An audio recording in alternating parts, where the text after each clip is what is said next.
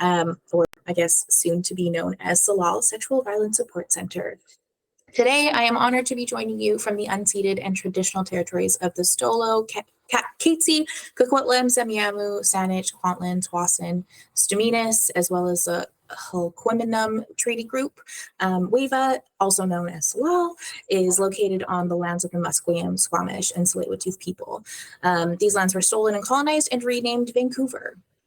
I am excited to be amongst people from across Turtle Island tonight, or this afternoon, and encourage everyone to explore whose lands they are on and support land back movements in your community.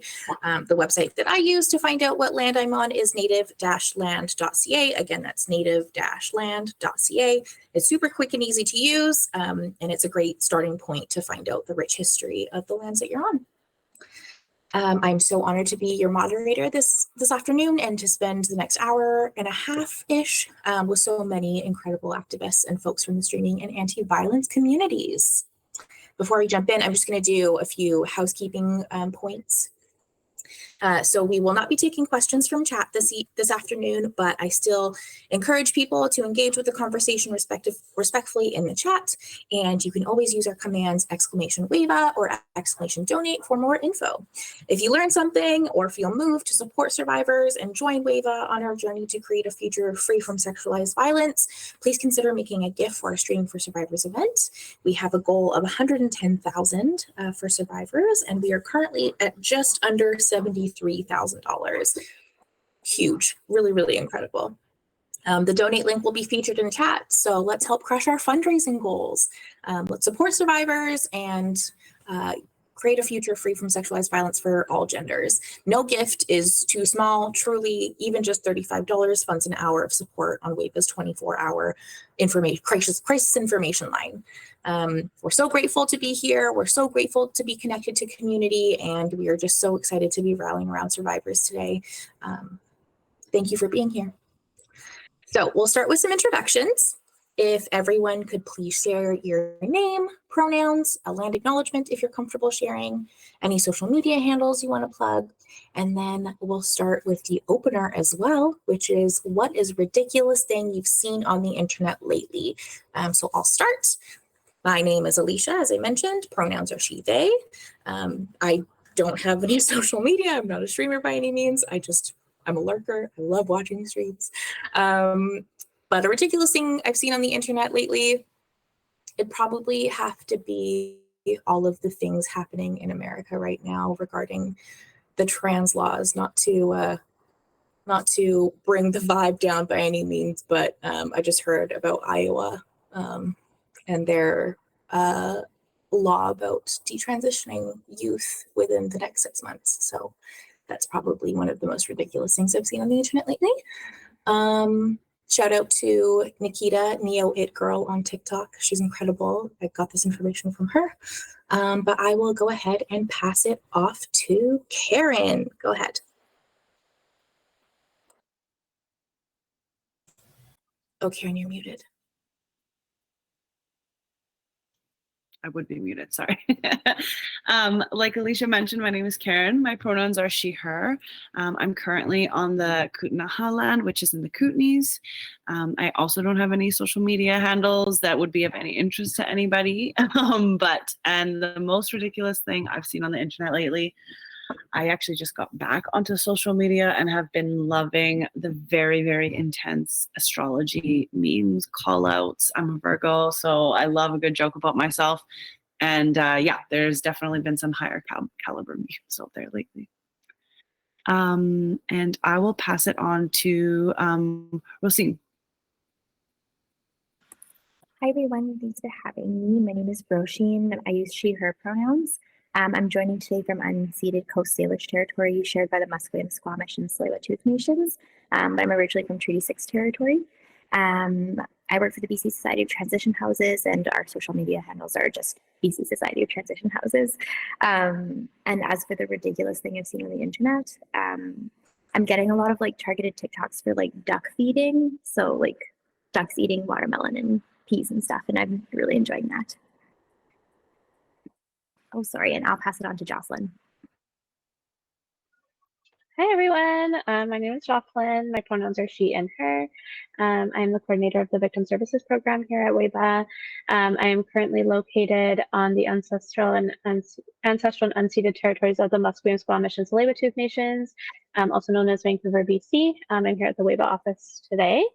And the most ridiculous thing I've seen on the internet lately, there's this TikToker who I am obsessed with right now who creates content of like historical things, but like in the modern day. So like, for example, he did one of like America seeing the Eiffel or the Statue of Liberty for the first time, and like he'll be like, what is it? Like he pretends that it's like the modern day. I can't remember his handle off the top of my head. I'm so sorry, but he is hilarious, and I will lay in bed for like half an hour just like cackling at his TikToks because it's so great. But yeah, that's probably the most ridiculous thing I've seen.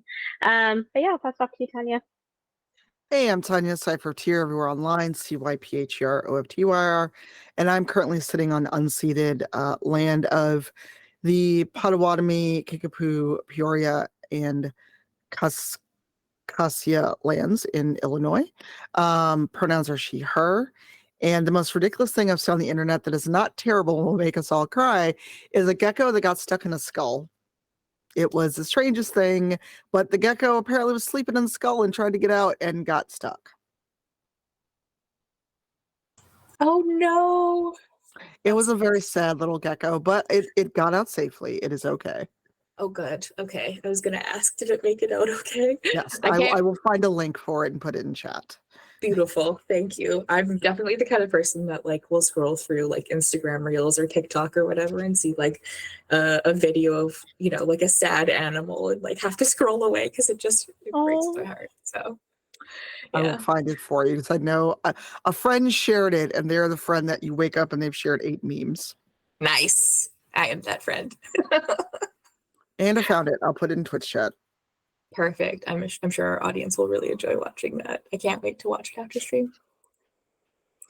Okay, so to get into the topic of today's stream, we'll just start with talking about safety planning. So what is a safety plan to you? How does safety planning in digital spaces show up in your work? I will leave the floor open for whoever wants to go first. No pressure. I'll go first. For me, especially because I'm forward facing, I stream, I do TTRPG content, I do other things.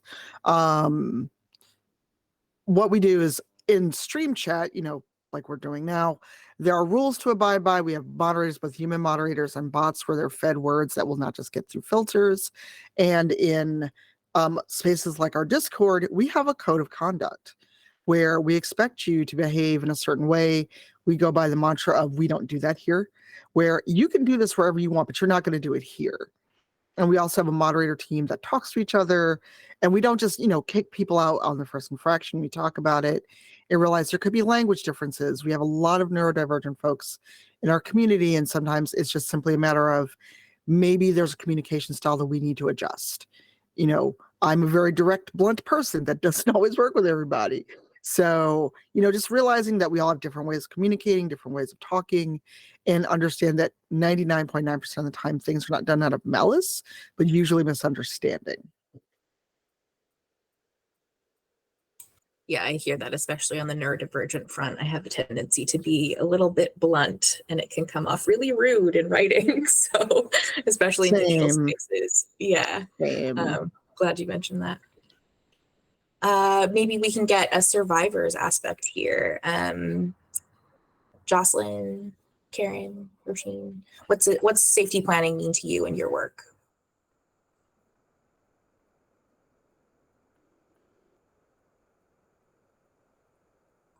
I think for me, you know, working with survivors, so for context, I work on as a part of the Victim Services Program.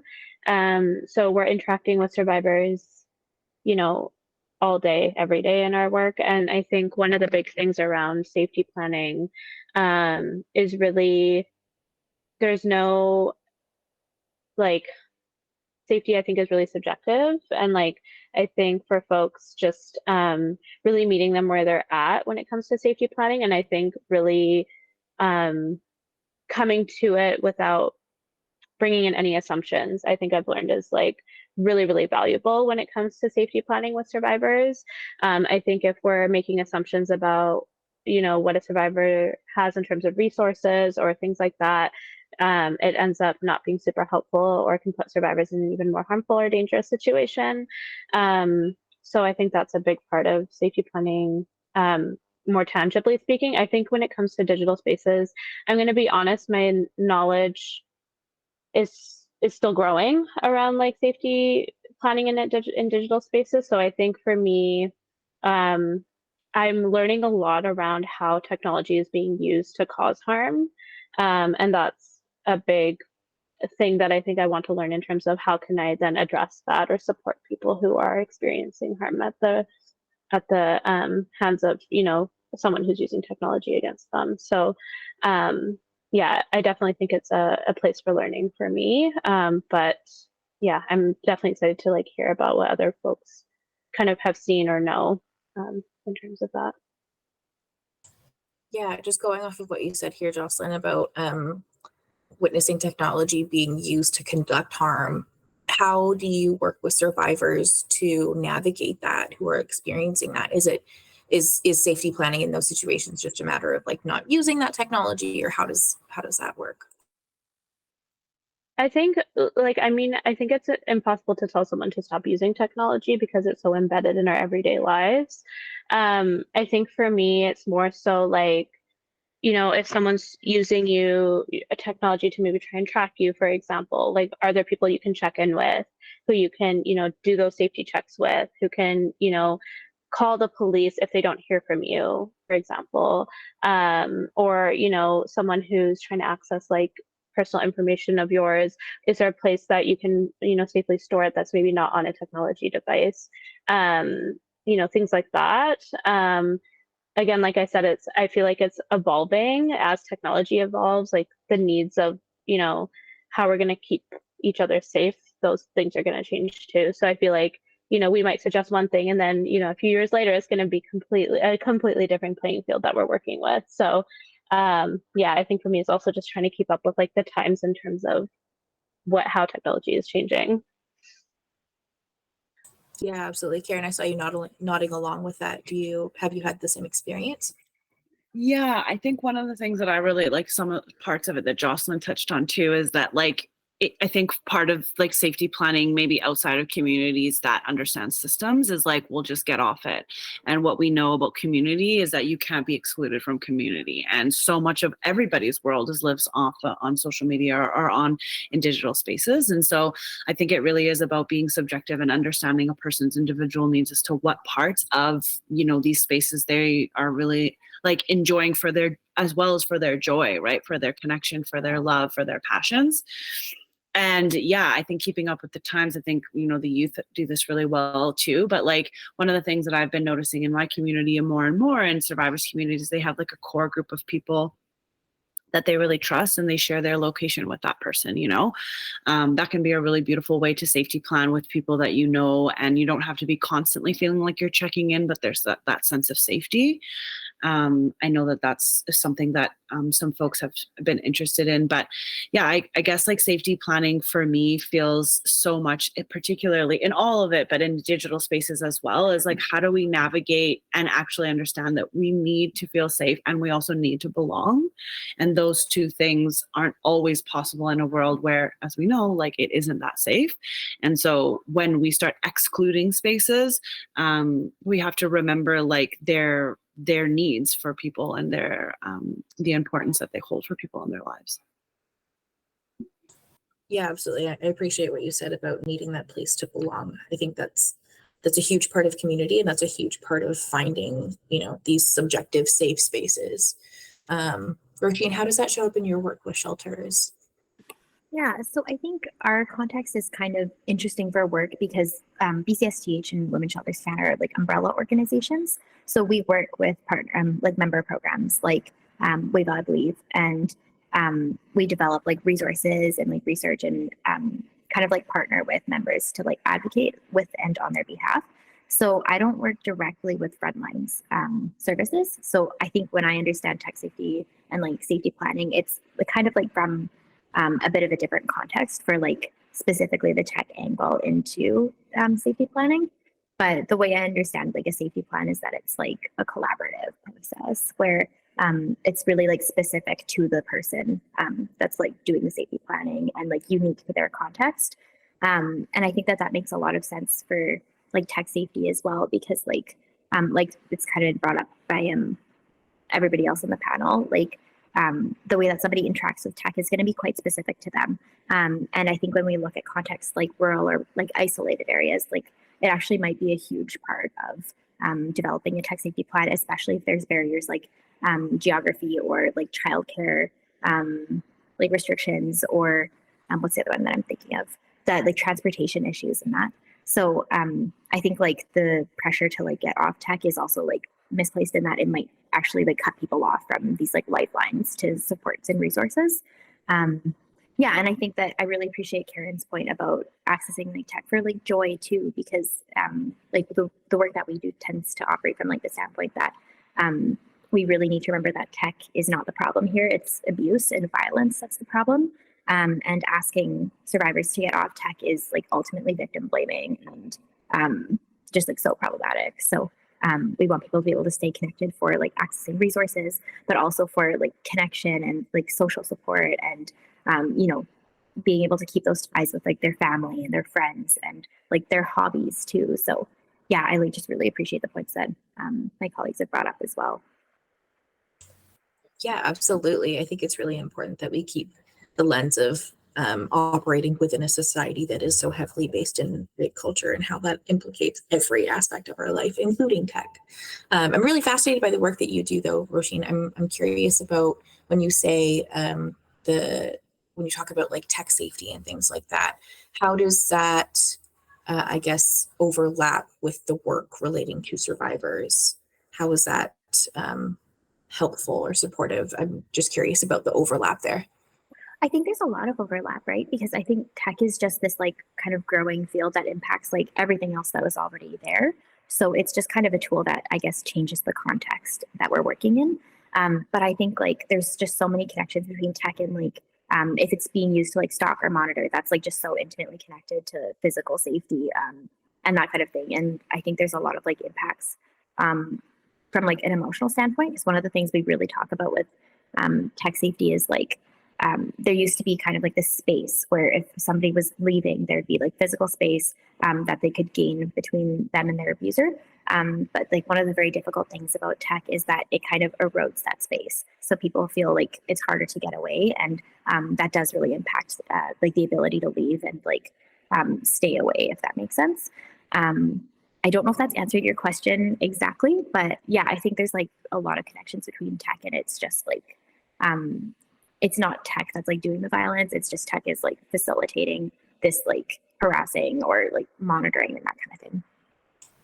Yeah, absolutely. I think it answered my question in the sense that we're getting a clear understanding of how tech and safety in digital spaces implicates everybody, and the abuse of said technology implicates everybody.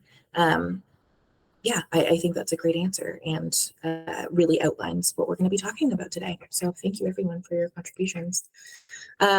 As we've kind of touched on already, and I've heard in several of your answers, technology is evolving and it's getting harder to keep up with. And as a result, it's opening more pathways for harm to be conducted in many ways. But as we mentioned, tech is everywhere. In order to stay connected, find joy, find a place to belong, we still need to be using these things. So I guess my question here is, yes, we've heard a lot about how tech is being used and abused for a means of committing harm, but how might it also be assisting people and supporting people in their safety planning? Or are you seeing any other specific ways in which tech is detracting from safety planning and keeping each other safe? Because we know community keeps each other safe. We're the best at keeping each other safe. And a lot of that happens online. So how does technology, technology continues to evolve, how are you seeing it assist and detract from safety planning in various realms of your life? I'm really curious to get the streamer aspect here. So I'm actually going to start with Tanya, not to put you on the spot.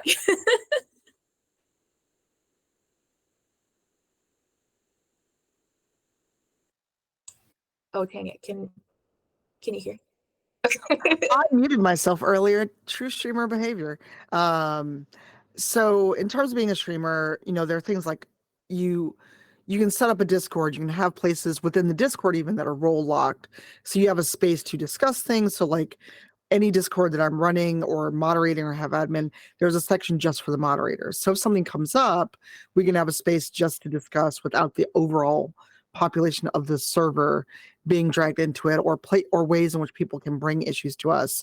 An issue that I had in a previous server, because I had a point where I just nuked my whole Discord and said, I'm done here, and then made a new one, is that people could message and go, hey, I've got an issue, I've got a problem.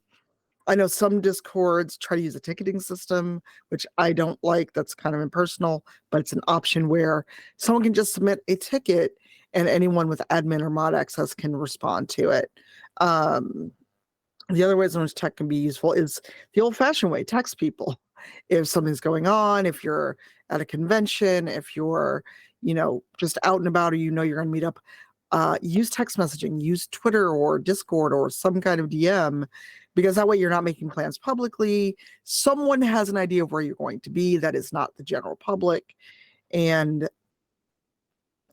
first, the other streamer side of it is Twitch now has an option. I don't know if people know this. You can share block lists or ban lists. So let's say there are people who come in maybe to this channel or another channel and they get banned for whatever reason. I can then go, hey, WAVAW, do you want my ban list? Because, if you trust someone, and think they're banning people for the right reasons, whatever that may be, you can go, okay, cool. And it's not going to automatically ban them in your space, but it will be a red flag to your moderators of this person's been banned in, let's say, maybe these other 5 streams. So if they're banned in that many streams, you might want to do that.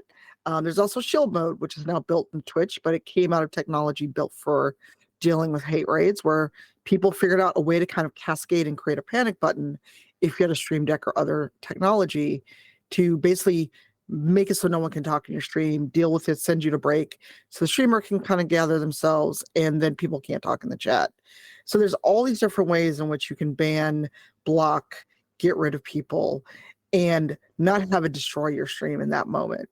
Now, if something has really upset you, and I shouldn't say truly, if it's upset you to where you don't want to carry on with the stream that day, it is also perfectly fine to stop your stream and go kind of decompress, deal with it, talk to your mods, come up with a plan. And you should always have a plan of, if I get a hate raid, or if someone comes in, they're a bad faith actor, they're trying to bring things outside of Twitch to my stream, how do you deal with that? Are your mods going to deal with it? You don't acknowledge it until after stream and deal with it. And also just a ban word list. That is the first part of protection, where common slurs that may not get caught by your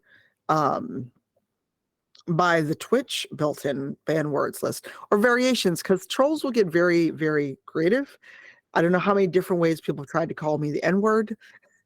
That's probably the longest variation in my ban word list.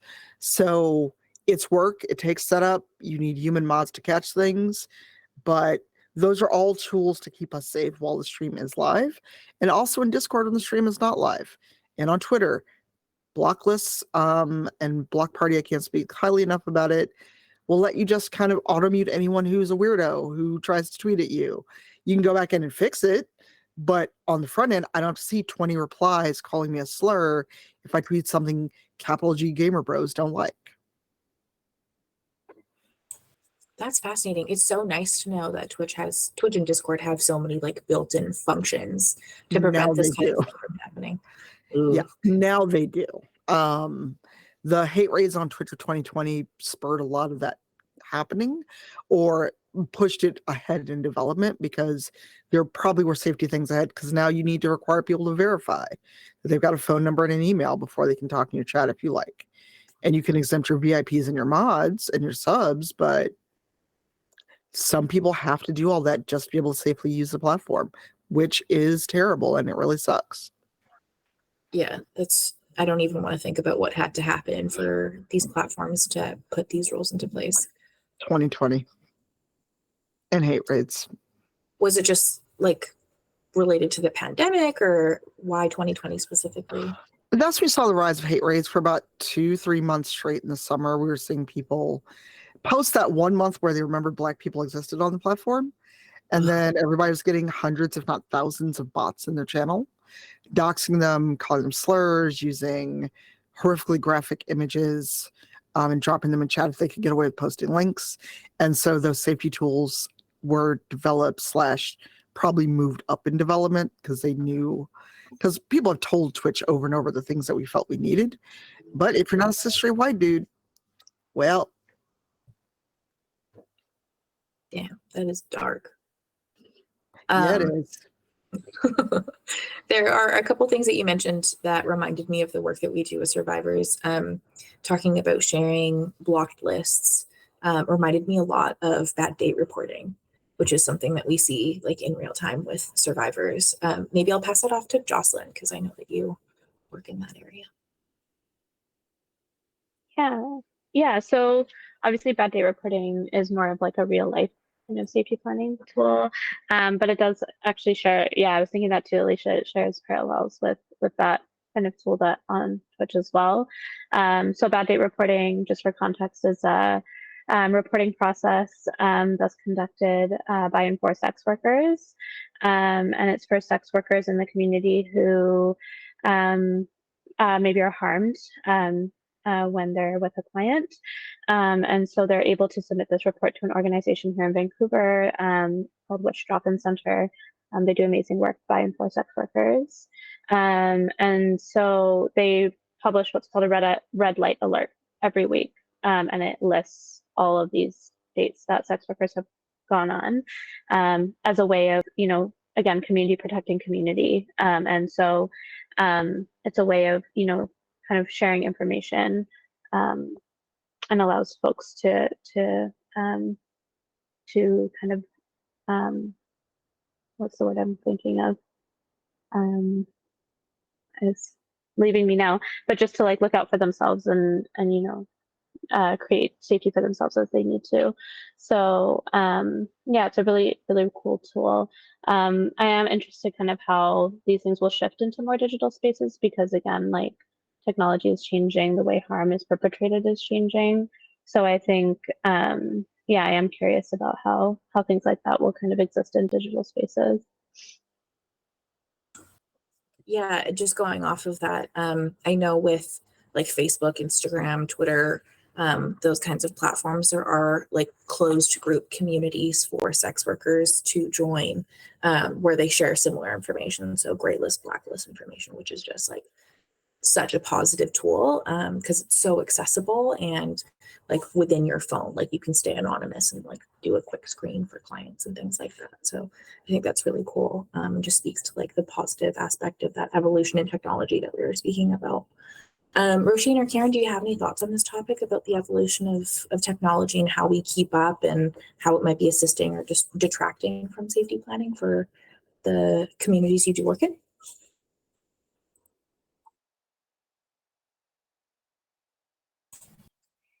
All right. Yeah, I mean, I could add just that I think like it can be hugely positive to have technology be a part of safety planning.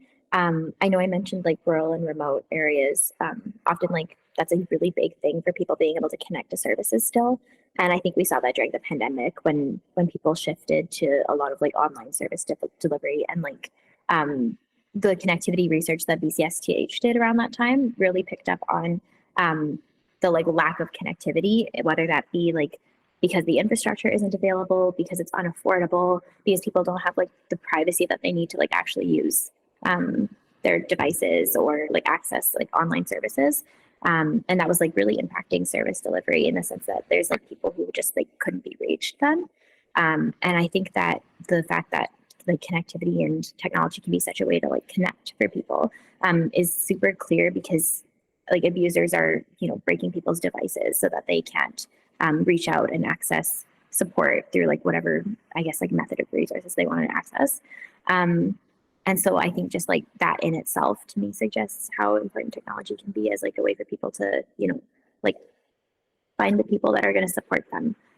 So I just wanted to add that. And then I think I would just also add like we're noticing some kind of this trend where tech literacy might be like lower than the technology is like evolving. So it's like kind of going faster than people can keep up with. And that's like really overwhelming, scary in some ways, because like, you know, you want to feel like you can use the tools that are at your disposal. But also like, I think it's just even for people who like feel like they know tech well, it just goes so fast that like it's hard to keep up with as it evolves. So I think that's just like something that also impacts like the way that tech can be used. But yeah, there's like tech literacy resources out there. So I think that's helpful for connecting as well. Yeah, thank you for talking about tech literacy. I feel like that's something that it's a perspective that we need to keep in mind when we're talking about these kinds of things and like navigating safety in digital spaces, just because we might be well versed in, you know, Discord, Twitter, Instagram, what have you. But if the people we're around don't know how to use these things and we're trying to encourage them to use them, we might not be giving them the support that they need. So thank you for sharing that information, Roisin. Fascinating stuff.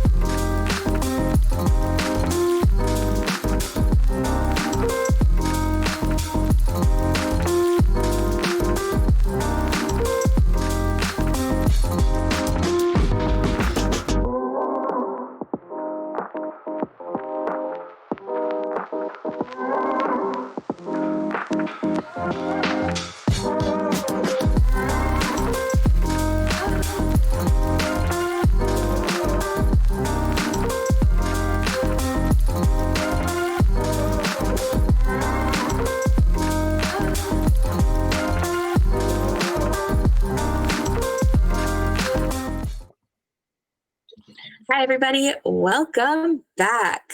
So we're just picking up on our safety planning and digital spaces stream.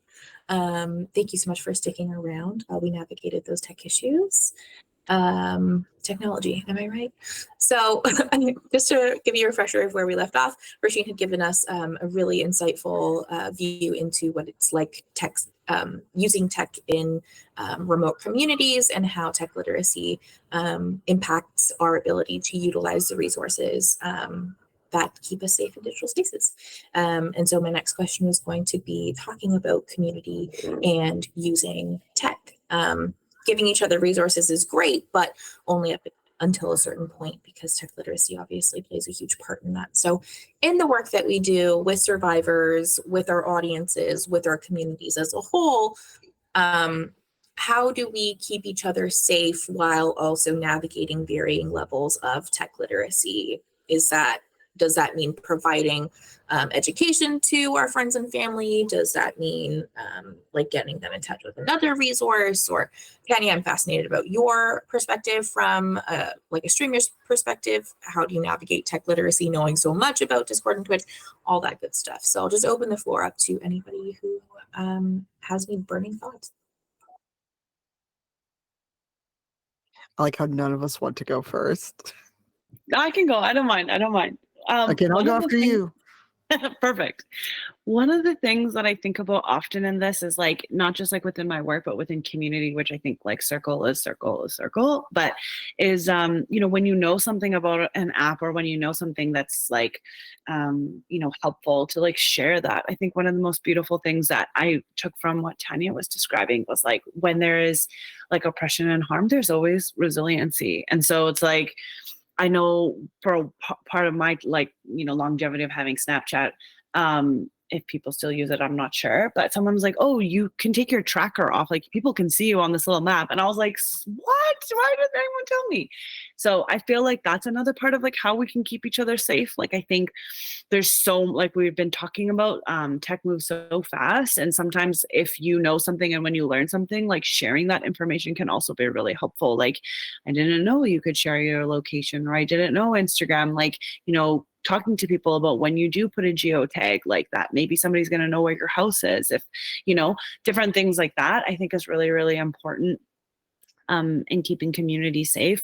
And then like, you know, as organizations or as like support workers and stuff like that, it is really navigating and asking questions and like being curious too, right? Like we sometimes in this like fast-paced world, we assume that everybody knows how to use Zoom or everybody knows how to like dial into something or, you know, use a WhatsApp video call, and like taking time to just, you know, ask a question and being like, oh, I'm going to call you or I'm going to send you a Zoom link. Like, do you know how to use it? Like, you know, that can feel like a way of like having camaraderie and solidarity and like keeping people safe and stuff like that. Because one of the things that I think like, and I won't go too down the rabbit hole of like counseling and support, is like shame is a huge part of like our everyday lives, because people think that if they don't know something, then, you know, you can go down a shame spiral and think that you're not smart.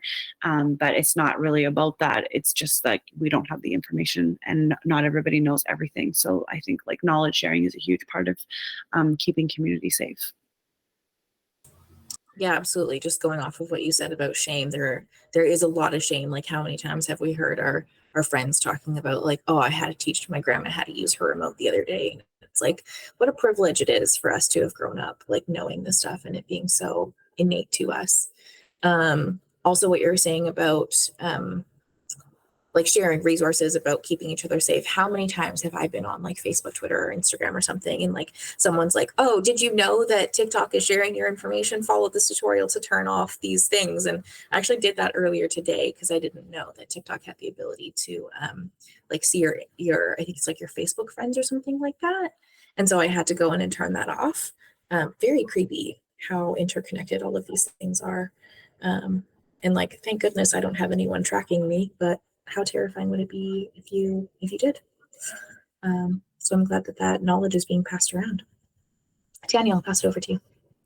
For me, a lot of it is not assuming people's knowledge level or thinking, oh, well, you're super young, you must know how to use the TikToks, because not everybody half my age knows how to use TikTok or Instagram or you know, dare I say it, Tumblr or LiveJournal, because a lot of us have gone back to Tumblr, you know, with Twitter on the decline.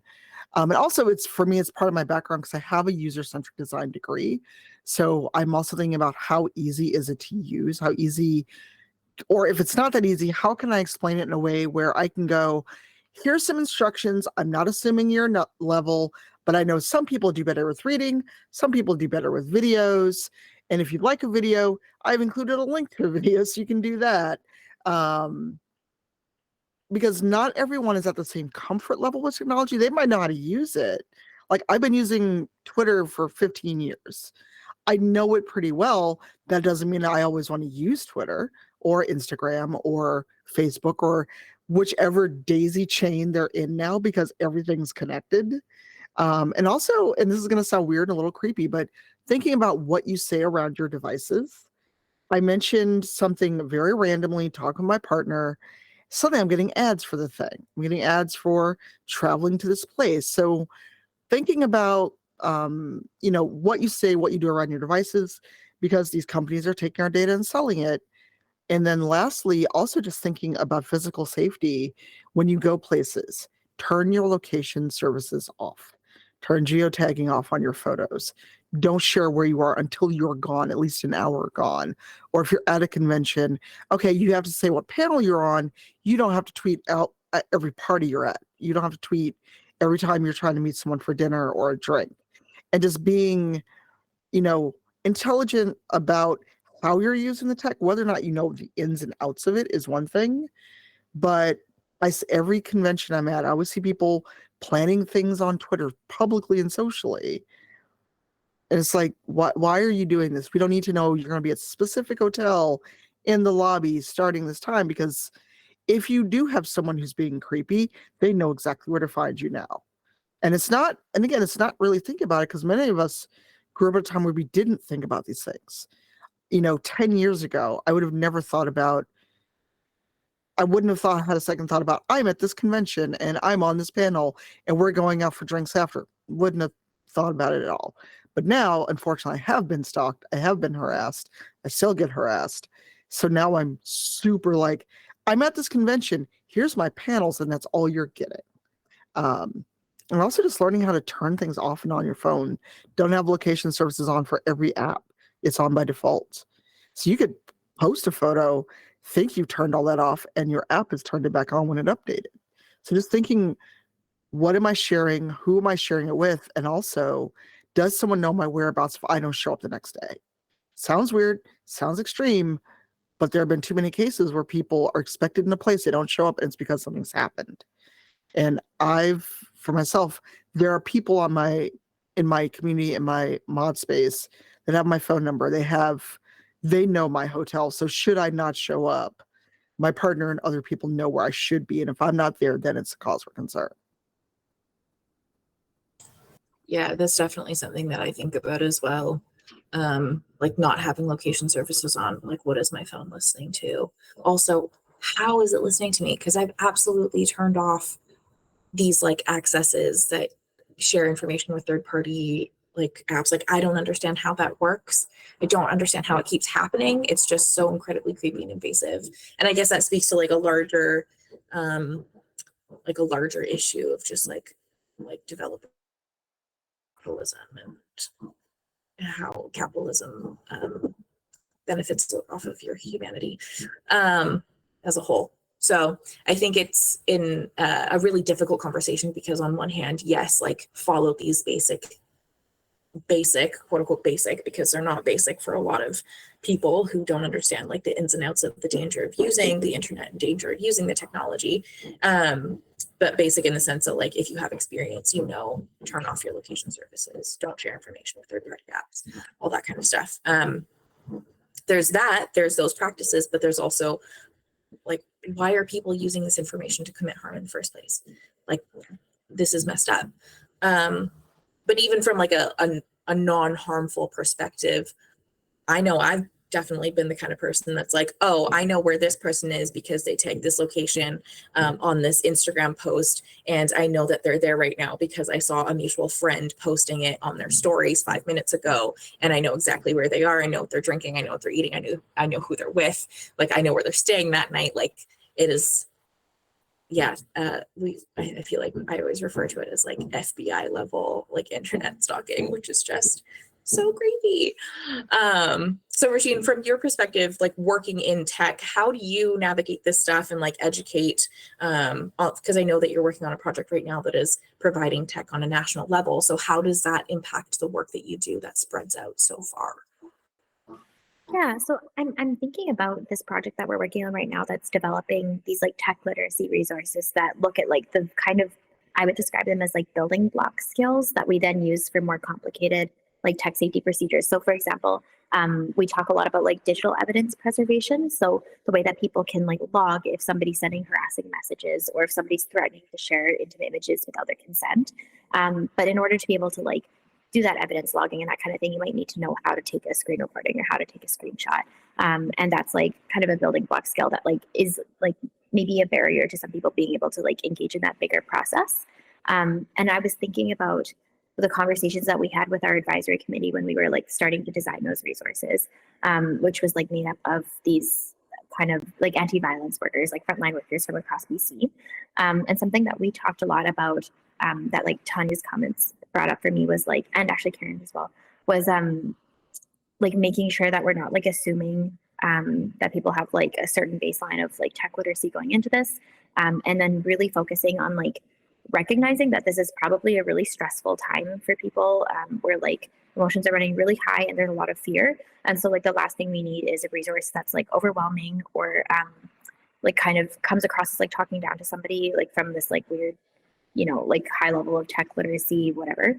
And so like making sure that it's digestible, that it's like coming in like manageable chunks at a pace that's like not overwhelming. And that's going to like really like allow people to kind of follow along with like what we're trying to get at. So I think that that's like a really huge part in like communicating about tech literacy things and tech safety and like these kind of bigger ideas. It's like, how are we actually like communicating this information, and are we recognizing that like we need to be taking this trauma informed approach when we're like going about that. And I think that like something that really stands out to me for like what community has to offer is like the connection and being able to feel like you're not alone. And so that's going to help with like reducing isolation and providing kind of a sense of hope that there are steps that we can take to kind of mitigate what's happening. And like that's going to allow people to feel like a little less like there's this huge overwhelming issue that like feels impossible to address. And so I think that like how can we like facilitate that connection and like really make sure that people are feeling like supported. And I think that what stands out to me in that is like are we like really listening to the concerns that people are bringing forward, and like do they feel seen and heard when they're talking with us about these like tech literacy issues or the tech safety problems that they're facing. And I think that like from what we've heard from like our advisory committee and then just other frontline workers and that kind of thing, it's like really about upholding people's dignity and their agency and how we're going about these situations. And I think that like something that I've heard in the past is that we need to like remember that women or like service users are like the experts in their own lives. And so like really keeping that at the heart of what we're doing. And I think that's something that community can like really play a huge role in supporting. So yeah. Yeah, absolutely. Going back to what you said about making the user feel seen and heard, especially in a time where they may feel so vulnerable. I used to work for a financial institution, and we had an app, and the amount of like elderly callers that I'd get who were just like, I'm trying to access my money and I have no idea what I'm doing. I don't know how to use this app. And in their fluster, because of course, you know, working with money is so stressful, not knowing how to use the technology to access that just heightened the situation for them. And so making them feel seen and heard and not condescended to was huge. Because there is that shame aspect that Karen was talking about earlier. There is that like shame and dignity, and knowing that it is completely normal and valid, and like you need a little bit of extra help, and that's fine. Technology is moving so fast, and we can't always keep up, and there's nothing wrong with that. That's not a failure on your part. I like the idea of having community come together and learn these things together. It'd be so nice to see like resources on like safety planning and like holding workshops and things like that for survivors to be able to come together in these like-minded spaces and just like be vulnerable together and learn together. It sounds like a really beautiful thing. Thank you for sharing. Speaking of community too, I wanted to know, from the perspective of the digital world and being spread out across the world, and sometimes, you know, the people that we feel safest around don't live directly next to us. How can we use this technology to stay connected and keep each other safe from across the world? I know like different time zones, for example, like a best friend of mine lives in Toronto and she's out 3 hours ahead of me. And if I'm like out on a night out, she's already in bed. So like, how is she supposed to keep me safe when I'm out, you know? So what are your thoughts? Especially, I'm interested in your perspective, Roisin, because I know that you work with remote communities, and this is probably something that they experience too, is that geographical disconnect and using that technology to stay safe by remaining connected with community. So I guess I'm just curious about how do we use this technology to better check in on each other, move around these barriers of like time zones and geography. Yeah, how do we just make it more efficient, I guess, to keep each other safe? I think something that comes to mind like right away for me here is that like I think there's like this systems level barrier to this happening, which is like, are cell phone plans affordable? And is the data like the amount that people need?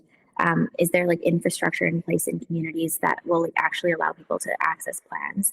And so I think that there's this like role that like government and like different like telecommunications companies play too in like really allowing this to happen, because I think like I don't know, at least in the networks that I see, I think people are like really good for trying to like check in on their friends and that kind of thing. But it makes it really difficult if somebody's in an area where their phone just won't work. And so there's this like huge disconnect with like the capacity to actually check in on their friends. I know like I've heard quite a bit about like dead zones where like the phone just stops working. And we know that's a huge issue on Highway 16 in BC. And like I think there's like programs in place now to try and like fill in those gaps in like infrastructure and that kind of thing, but like there's still a lot of work to be done. And so I think there is like to a certain extent this kind of like systems level change that needs to happen in order for us to be able to check in. Yeah, so that's just like one thing that came to mind for me right away. But that is, yeah, I think people are like pretty good overall for like checking in like before the fact and like talking about, I guess maybe that's something that could be addressed when people are safety planning is like, what are the possible barriers from like connectivity, or like, is there somebody who might be like watching your phone while you're trying to check in with me and that kind of thing. So like maybe trying to anticipate these things, but like, you know, there's a lot of things to think about.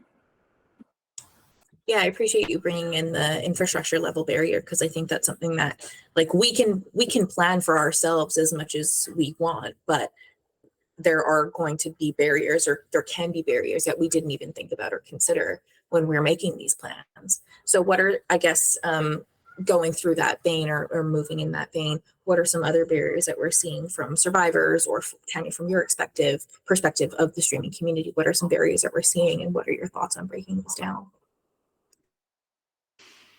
On the streaming side, I mean, it depends on how tight knit your community is, I think.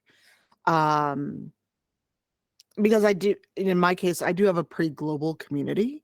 And, you know, we have time zone differences of anywhere from like an hour to 16 hours for people in Japan and Australia. So when it comes to safety, I think it's learning to use tools. And again, understanding that if someone in the UK is awake and something's happening, that they can deal with it and be kind of that first line of defense. Because, oh, look, it's 3 a.m. where all the Americans are, or 4 a.m. So realizing that also, and being realistic, is that not all the, wow, I'm so bad with words right now because I know what I'm trying to say is I'm not getting there. Is understanding that there's always an intent and people want to help, but there's not always something we can do. So if I'm sitting at home and a friend in the UK is having a crisis, realistically, there's not a lot I can do, but I can reach out to someone else that may know them. So having a good network and knowing how to reach those people is always going to be your best bet. And in terms of translating that to like going out, being out and about, I now have a group chat of friends that if we're all going to the same convention, we have this group chat, be it in Discord, be it text message, be it somewhere where we can all communicate and go, this is where I'm at. Are we doing breakfast? Did everyone get back to their hotel each night? And if you don't hear from someone, it's like, okay, I didn't hear from you. I'm kind of concerned. But using technology, so using Discord, using WhatsApp. So that way, if you have someone international, you can still check in. Like if someone says, hey, I'm going to go do an event, not streaming for a couple days, but they're not back, they don't tweet, they don't do anything.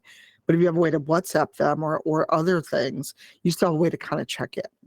But also, and this is something we have to remember, is the parasocial nature of this, is that at a certain point, yes, as a content creator, as someone who does public speaking, who does game development, there may be an idea of people know me even better than they really do, because a few times I've talked about having issues or what have you, there's always someone's like, well, I know you don't know me, but you can talk to me. You're correct. I don't know you. So I don't know if I can talk to you.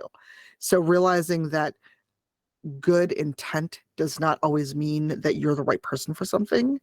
And, it's going to sound weird, maybe, I don't know, but also having resources on hand you can give your community. So giving them links to WAVAW, giving them links to things like Take This, and having those on hand as someone who is, whether you like it or not, you've chosen to cultivate a community. You are a community leader. You are a community manager.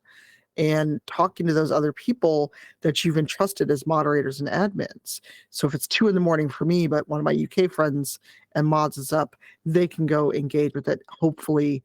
And if they can't call police, they can't call authorities, they can at least say, okay, here's somewhere that you can reach out to that is local for you. Because me giving someone 911 that lives in London isn't going to do anything. It's also being aware that we're global. This is not just an American issue. I appreciate what you said about having connection to the people who are geographically in the same area as the people that you're trying to get in touch with, because I think that's something that I definitely overlook when I'm thinking about safety planning. For my friends who are international, like one of my best friends used to live in Chicago. I'm like, I have no idea how to help them when they're in, like, I'm not connected to their family.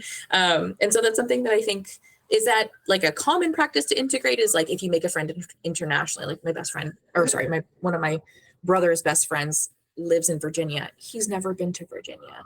And so I'm like, how do you keep an eye on each other? Like, do you have your best friend's like mom's phone number? Like, is that a common practice to just be exchanging network information?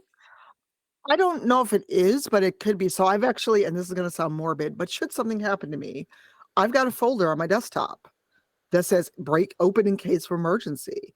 And it's got a list of people that I'm close to that are not my partner. My partner has my, every time I go somewhere, here's my phone unlocked. Should something happen, you get my phone back. This is what I need you to do. Here's a list of passwords for specific things. And for some of my friends, I do have their mom's phone number. I do have a partner's phone number. If we're all going to be together and something happens, there needs to be someone I can reach out to. Had an unfortunate incident my last time at GDC where my roommate had to go to the ER. I had no clue who to call.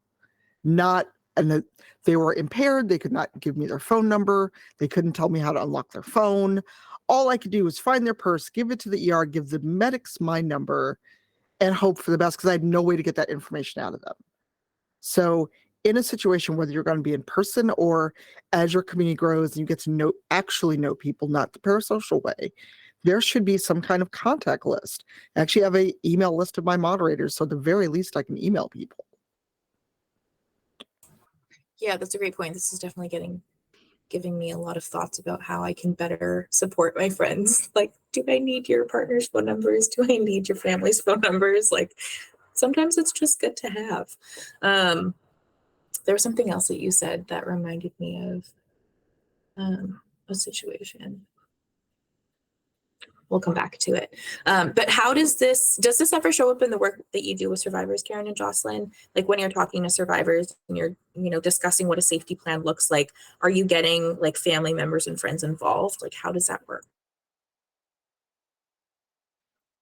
Yeah, absolutely. I think that's one of the first things that, for me, at least when I'm considering a safety plan with a client, is definitely like, who is your network right now? Like, who do you have around you that you can lean on, or that like can be reached out to in the event that, something happens, or someone who is close enough to you, maybe knows the situation, and can call for help if needed. So I think definitely like that's a huge one. I think with the, the original question around like the distance, I find that folks are very creative when it comes to how they keep those channels open with each other. I think there's just so many ways of like being able to communicate now that it just can transcend like geographic location. It can transcend time zones. And so like people are just very creative in being able to keep connected with each other. Like I feel like things like Twitch especially, or like, you know, different types of ways of existing online that are beyond, you know, traditional, like maybe instant messaging or text messaging. Those are really helpful in like helping keep each other safe. So that's something that I've noticed, I think, much more recently. And even like I think about things like, you know, with Twitch streamers, when people notice that someone hasn't been on a stream for a while, or like they haven't, or like maybe they had expressed something to one of their friends that was concerning, and then they see that this person isn't streaming when they typically would, or, you know, they haven't been on stream when they're, you know, on it so frequently. And then that kind of raises a red flag of like, maybe I should check in with this person because I haven't heard from them. And so just like, it's interesting because we were talking about parasocial relationships, but those relationships can also be like telling, I feel like, in some ways, like, you know, if someone's community notices that that person's maybe not doing okay based on their behavior, there can be like possibilities for trying to create safety there as well. It's interesting. I feel like it's a weird kind of place to live in, parasocial relationships that we have with other people that we don't necessarily know. Yeah, that's a great point. It reminds me a lot of, there's this like rapper that I loosely follow who was having like mental health crises, and through their posting on social media, their fans were able to get in contact with friends and family, which was just like so life-saving and so incredible to see. So there are definitely times where parasocial relationships come in to be really helpful. And there are definitely parasocial relationships that can be like ridiculously harmful and just overstepping so many boundaries. And I feel like that's a conversation within itself, is discussing like the benefits and the detriments of parasocial relationships, especially digital spaces. So we'll save that for another day. But yeah, that is a really good factor, I guess, when thinking about this. Karen, do you have anything to add on this topic, or I can move along to the next question? I have so many things to say, but I think, yeah, I just wanted to echo like the space is that community is showing up for each other, and that I think that we can do that like online, and the things that like Roisin has mentioned about like in smaller communities, and then you know, having that ability to be online with folks, and then also like in community and being in person with that. And yeah, I just wanted to echo and just say like how amazing all the different ways in which everyone has described, because it's so true. Like a safety plan, you know, sometimes folks don't have community, they don't have family, but they do have people online, and they have people all over the world that might be caring about them or thinking about them, and just reminding folks. I think safety planning sometimes too, when we're in these like states of crisis or fear, one of the things that we say is like trying to create safety plans before that happens, so that you can like be acknowledged and ready for that. And I think that reminded me of like the things that Tanya was mentioning too, right? Like being prepared for with your friends to say like, oh yeah, I do know at least one person that I can contact, because when the crisis happens, you know, in fight and flight and all these different spaces, that it's easier to remember something that's already in place than rather than making it up in the moment. Yeah, definitely. I'm glad you mentioned that. I realized it's something that we haven't talked about yet, is having it ready to go before crisis happens.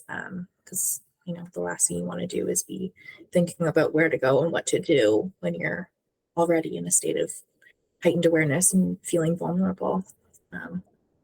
It's truly like the last thing you need, the mental energy you need to expend in a moment like that. Yeah, I want to go back to what we were talking about. It was briefly mentioned, but how youth have grown up a lot with technology, and how perhaps they're adopting the ability to create communities online better than a lot of people, but also just like as a whole, growing up with the internet tends to impact who you are in your development. So for myself, for example, I didn't grow up with access to the internet. I didn't have a computer at home until I was in high school. And so developing online communities was like a big, scary thing because my mom was like, no Facebook, no MSN, you're not allowed. All these creeps are on there, you know? But then my brother grew up and he had a computer, like his own laptop from like the 2nd grade. So I was like, okay, cool. Never mind then. So he grew up with a lot more knowledge of like how these spaces work, how to build community online. And I grew up with the complete opposite of like the internet is scary and terrifying. So Roisin, I know that you work a lot with remote communities and like different varying levels of tech literacy. How do you come to like meld the information from like one aspect being terrified and one being like overeducated? Like how do you bring these two things together?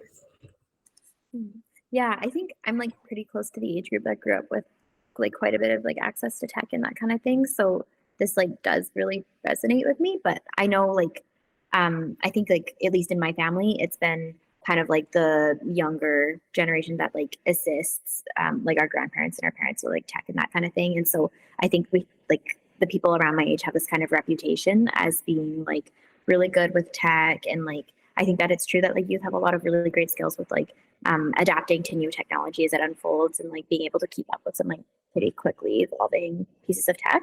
But I think that sometimes like gets lost in that is that like, I don't know, these are like really important developmental years. And in a lot of cases, it's still like kids and youth who are like engaging with these spaces. And I think that like maybe it's almost like there's these gaps that get missed when we're like almost overestimating how significant that like tech literacy is.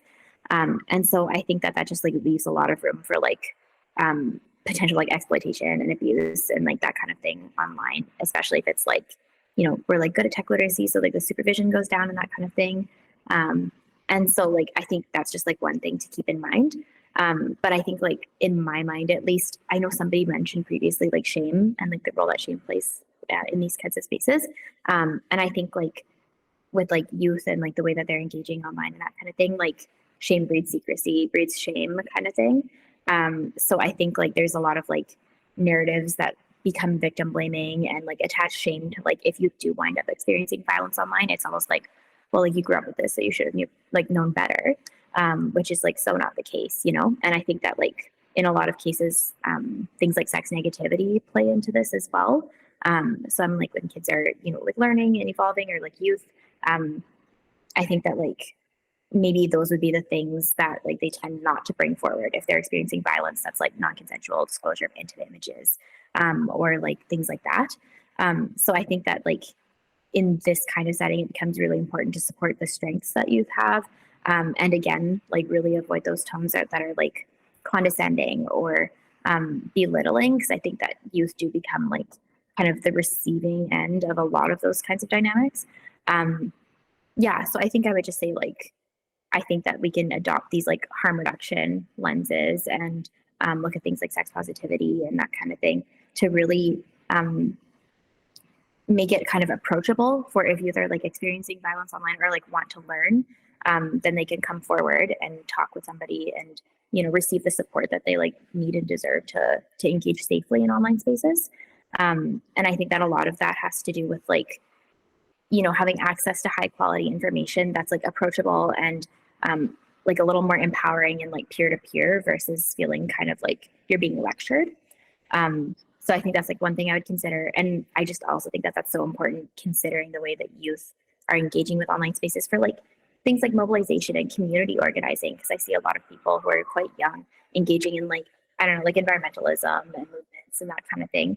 And like, I think that's really cool and super inspiring and like amazing in a lot of ways. I think it also does like make people quite visible when they're young online. And so like how do we prepare people for that kind of visibility? And I feel like we only need to look at like Greta Thunberg to see like how young people become like so targeted online as well. So yeah, sorry, that was a little bit rambly, but.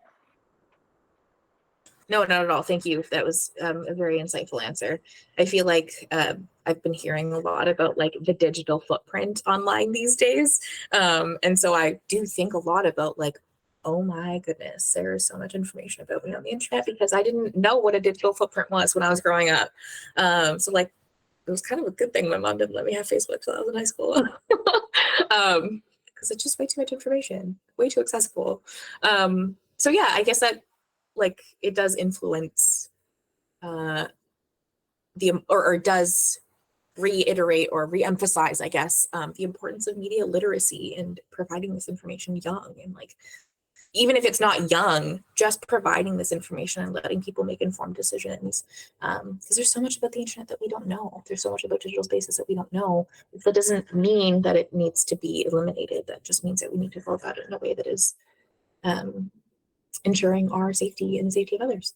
And like taking a harm reductive lens, as you mentioned. Yeah, I'm curious to hear others' thoughts about this as well. So we'll just open the floor. I feel like there's so many directions we could take this in. So I'll just leave it up to y'all.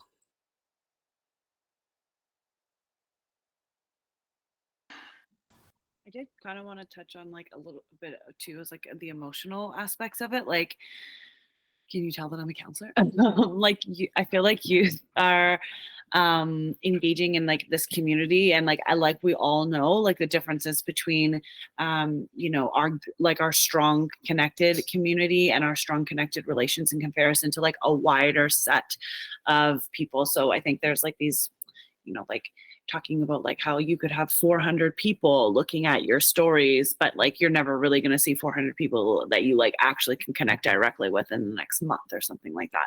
So one of the things that I constantly think about is like when we're youth and we're learning about ourselves and we're like trying to find like security within ourselves, that there can be this like really beautiful thing that happens online, and then there can also be this really like emotional harmful thing online that can make you have like self-doubt or bring up more of your insecurities. And so I guess one of the things that I think about when discussing things with youth and talking about that is like, well, like bringing it back into their own world and bringing it back into their own body, and really just reminding them of like, well, what are the people, like, as much as probably someone would hate to say it, like, what does your mom think about you? Or like, what does your favorite teacher think about you? Like, those spaces are still also really, really important, because like all of us know, right? Like having all of the people that we've ever met in our entire life on our social media is a brand new thing, right? You go to high school and you leave high school and you don't see anybody again until maybe your reunion. But now, you know, on Facebook or Instagram, you could have every single person that you've ever met in your entire life. And, you know, there's a piece of the growing experience that youth are in that I feel like deserves a little bit more like time and attention, like, so that whether that be like in community or whether that be like, you know, if anybody that you know you come into contact with as an adult, just reminding them that like being a teenager is so hard, and being a teenager on the internet is probably like a wild experience. And like, I just feel so much like we need to remind them that they're beautiful and they're great and they're awesome, and it's messy, and you know, that the internet isn't the whole picture. And yeah. Thank you for saying that, because I think a lot about like my first couple years on Instagram and Facebook and how much pressure I felt to perform. And like, thank goodness I aged out of it pretty quickly, because I didn't start using those things till like my late teens. So by the time it was like super popular and booming, I was already out. I was like, whatever, like I don't really care what you'll have to say about me. But like, to be growing up in that environment where there is so much pressure is, I can't even fathom it. So thank you for mentioning that. Yeah, there is beauty in finding community in the spaces. And again, like taking that harm reductive perspective and using it in a way that is responsible and prioritizes safety can make it a really beautiful thing. Tanya, what's your thoughts being a streamer on this and how there's kind of like a huge discrepancy, I know, in like even streamers using TikTok, or not TikTok, Twitch, Discord. Like, how does the community come together to bridge that gap? That's tough because there's no one size fits all answer for it. Some people use TikTok to promote their stream. Some people co-stream on like TikTok at the same time as they're on Twitch, or they use YouTube more. And I think it depends on kind of how you view technology, how in touch with it you are. Because while I grew up with technology, none of the tech I grew up with really exists in a way that people use anymore. When was the last time any of us saw a rotary phone or a payphone? or an Apple IIe. Like all the tech I grew up with is obsolete mostly. So I think it depends on how much you stayed in touch with technology and adapted with it. And the unfortunate side for streaming especially is that everyone assumes that it's for young people. They assume that it's strictly for youth. People in their late 20s on their streams cause they go, oh my God, I'm so old. And I'm like, okay, I guess I'm just gonna go turn to dust now. But it's also just realizing, again, everyone has different learning styles, everyone has different do other things in the ways in which they use tech, because I use Twitter more than anything else, even though it's crumbling into the sea. It's where I have the most engagement, for instance. I do have a TikTok. I kind of sort of know how to use it. And it's mostly because it's short form and it just doesn't click for me. And that's just me. But I will sit and watch a 2-hour YouTube video as well as watching a stream and keeping engaged. So it's hard because there's the assumption of youth being the main demographic of like Twitch, when that's actually not true. The same as with gaming in general, where it's not true. The average gamer is like in their late 30s, early 40s. So I can use all these tools, but I feel like kind of cringy going, but how else will I talk to the youths if I don't use the TikToks? I don't know. I feel like I'm mangling what I'm trying to say. But in terms of safety, I just try to do the same things I tell anybody else, needs people my age as well. Don't put your whole life on the internet. Don't tell everyone where you live. Don't have ways which people can find you. Don't put your phone number out. And that goes not just for youths who may just simply not know better, because we don't teach digital literacy in schools that I'm aware of, but also adults who didn't have to worry about this and don't think about it now either. Because I have friends my age who really don't think about it and will put their whole life out there, their whole plan, what hotel they're staying at, everything. So I don't think of it so much as bridging the gap of seeing where people are and meeting them halfway.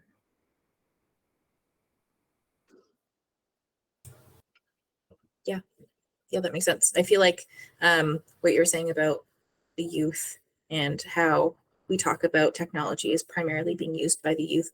I think a lot of developers of technology aim their products to be used by the youth, forgetting that the youth have typically less access because there are more barriers in their way of getting access to these things.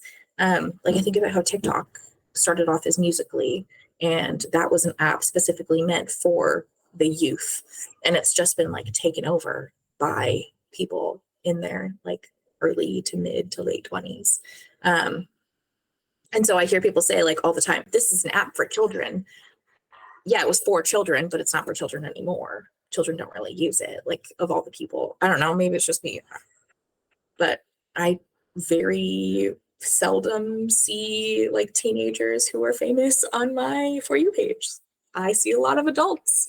I just see like people who are my age or older. So like, I don't know. I just don't, I feel like it's not always accurate to say, oh, these technologies are like for the youth, what have you, just because there are more things in the way of them being able to use it. Teenagers often can't afford cell phones. Teenagers often can't afford their own cell phone plans, and it's up to their parents, who are also balancing many other things to be able to afford these levels of access for their kids. So yeah, I think that's a really good point. Remembering that, like, yes, these things may be developed with a target audience of youth, but it's not always how it turns out. I think we talk about the development of technology and youth in the sense that youth grow up with it. They evolve and grow as technology evolves and grows. Like I remember growing up with cell phones, like the old Motorola flip phone, and how I learned how to text T9 real fast. Like that's a really simplified example, but like that's an example of my youth being influenced by technology and how I grew at the same pace with that. But that's not always the case on, the grand scheme of things. Yeah, Joslyn, do you have anything to add on this topic of how technology and youth and safety planning, how we navigate all these things and balance all these things at the same time, and how we kind of meet in the middle between being a terrified millennial and the assumption that youth know what they're doing all the time. Yeah, I think this is something I've been thinking about in terms like, I look at the way like Gen Z, like I'm a millennial, and like Gen Z, they're just becoming so creative in terms of like how to navigate safety and like being there for each other in tech spaces especially. And I feel like part of that too is like youth are not as afraid as I feel like previous generations to like call shit out when they see it. Which I am like, I'm living for that. I think because like we've talked about like shame and silence, like these things just foster so much harm. And so when we're able to like call things out and like name them, it creates safety for folks. It creates a sense of community for people who may have experienced things that are similar. So that's something I'm noticing a lot in tech, like in digital spaces. So that's something that I find it brings me a lot of hope, to be honest, to see that folks are looking out for each other, especially if they might not necessarily even know each other, but like that sense of community can still be built in digital spaces. But of course, like I think it is still such a scary thing. And I think I fall into this kind of old head mindset of like, oh, we need to like be, hyper aware of like what people like youth are doing on the internet and how they're utilizing technology. But it's also like I to some degree I think that's true, but also like I think I also like trust that like youth are they're looking out for each other, and I also like would want to like give them the resources to be able to seek help tangibly outside of like digital spaces as well. I think like coupling that with like digital and like digital literacy and like building that knowledge, like having those resources on hand, like I think it better equips people to handle things when things happen in digital spaces, especially when I think about like things of like coercion and things like that that happen. And when you're feeling so isolated in that experience because you think that this person is going to harm you or your family, having those resources on hand, I think it can provide the care that people need to navigate those situations. And yeah. Yeah, I'm glad you said about glad that you mentioned Gen Z and just like their ability to use tech and digital spaces and online communities to kind of organize and agitate, but also just like drag the fuck out of anyone who is being toxic. Like there's nothing that I love more than seeing like a group of Gen Z just being like barking at a bully or something. Like they just pick up the funniest habits in navigating this stuff. And I think like if this was happening to me when I was in high school, I would be crying right now, but instead they're like all having a great time and they're just laughing about it. And I just think that's so powerful and so incredible. And also just like kind of speaks to a level of like nihilism that like did not exist when we were growing up. Like they do not care. No. It's just so funny. Oh, sorry if you hear sirens in the background. Yeah, I think that kind of brings us to the closing here of just talking about digital spaces and the nuances of them. There is no one size fits all. There is no safety planning that fits all. There is no community that fits all. There is nothing but connecting with the people around you who care for you, who you feel safe around, who you can contact, whatever that means to you, whether that be using technology, whether that be reaching out through like various apps, sharing your information with your friends about who your family is around you. Just, really taking advantage of the situation that you are in to plan for things that might happen in digital spaces. And I think the importance of this conversation, to me anyway, really opened my eyes that even though I'm a regular person with a fairly small digital footprint compared to a lot of people around me, maybe this is something that I should be thinking about as well. You know, who do I share my location with when I'm going out? If I'm going to be going out alone or living alone, who's going to have keys to my house in case something happens? Just good things to keep in mind and plan for. So thank you all very much for showing up today and having this discussion with me. I think it was really, really eye-opening for me, and hopefully our audience as well. So thank you again, Tanya, Joslyn, Karen, Roisin. Thank you for participating. Very thoughtful discussion, learned a lot. And also just on a larger scale, thank you for being here and being so dedicated to survivors and our survivors of marginalized genders and racialized folks. I really want to emphasize that you're making a difference by holding these conversations and talking about the experience of survivors in digital spaces. So thank you again. Shout out to our producers, Kelly Wright and Shar, for supporting today's stream, both by creating the overlay and running the tech in the background and jumping in when we had that tech issue earlier. You both are incredible. Streaming for Survivors would be nothing without you. Thank you so much. And thank you to our audience as well, everyone who came by to watch this panel and for your amazing support of survivors and to our community and contributing to our fundraising efforts this year. Last I checked, which was about an hour and a half ago, we were again just under $73,000 against our $110,000 goal. That is huge. We have 1 day left, a day and a half left to get us to the finish line. So thank you so much for being here and contributing. Streaming for Survivors is going, as I mentioned, until tomorrow. So if you haven't, please feel free to throw us a couple dollars. Everything counts. $35 even funds 1 hour on WAVAW's 24-hour crisis and information line, which is available for people to call across the world. Everyone has a role to play in ending sexualized violence, and we encourage you to stay in touch with WAVAW and all of our panelists here today. Not all of us have social media, but you're welcome to follow if you want to throw your @ in the chat here, panelists. I'm looking at you, Tanya and Roisin. I know that you have social medias to plug. Feel free to throw those in the chat. Our audiences, feel free to support them, follow them, keep up with their work that they're doing because it is truly so impactful. And today's stream was just a testament of that.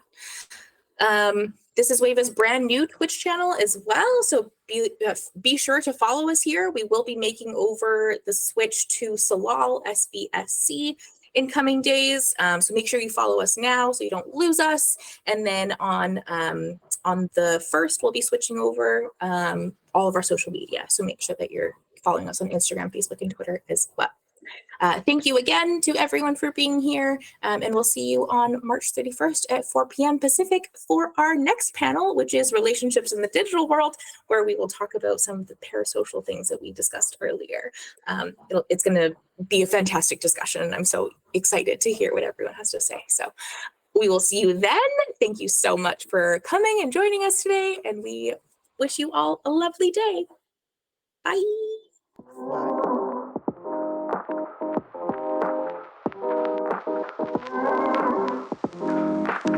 Bye.